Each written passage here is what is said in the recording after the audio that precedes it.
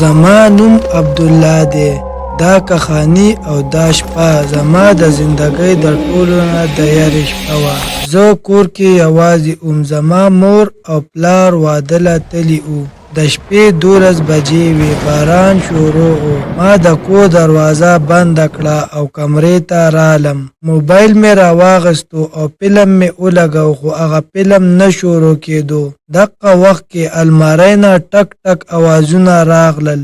ما المارۍ کولاو کړه، خو سم نه و. صرف کپړې وې او یو زړه ګوډۍ وه چې هغه ګوډۍ زما خور په وړوکوالي اغستې وه. هغه د خپل ځای نه راپرېوتې وه.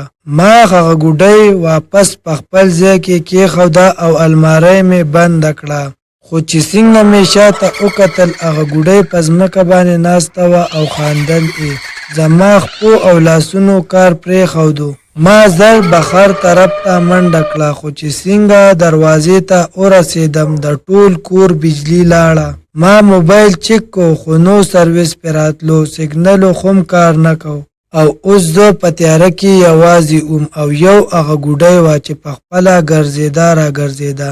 ما منډه کړه بلې کمرې ته او دروازه مې ځان پسې بنده کړه او بوډ مې کړه.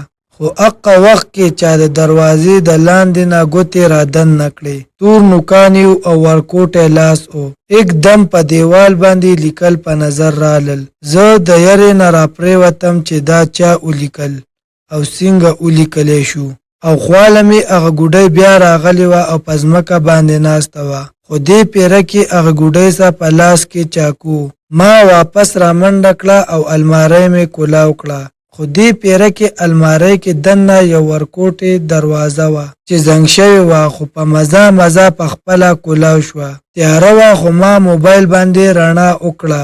خو چې ما څه ولیدل هغه په زندګۍ کې ما نه اوسه پورې نه هېرېږي. زه د یرې نه بېهوشه شوم. هغه یو د 7 کالو ماشومه جینۍ وه چې سپینې کپړې وې او نیم مخ یې سوځېدلی او نیم مخ یې د وینو ډک و. هغې په ژړا کې ووې پلیز ما د دې ځای نه بخر راوباسه.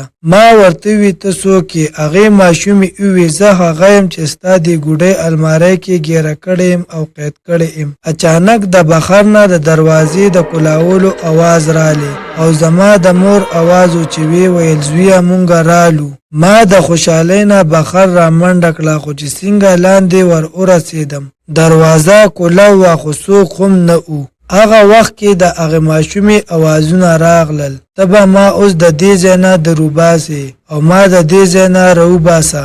زما سترګې سرې شوې. ما هغه ګوډۍ راواغسته او اور ته مې ورواړتوله او وسوځېده. خو هره شپه هغه المارۍ په خپله کولاویږي او هغه ګوډۍ په کور کې ګرځي. ما خپله زندګي هغه شپه بچ کړه او زه ته وتښتېدم. اوس خو هغه ماشومه ماله هره شپه خوب کې راځي چې ای عبدالله راشه ما د دې ځای نه دروباسه او ما د دې قید نه خلاصه که. ملګرو خو ویډیو خوښه شوي ویډیو در سره لایک کړئ، چینل در سره سبسکرایب کړئ.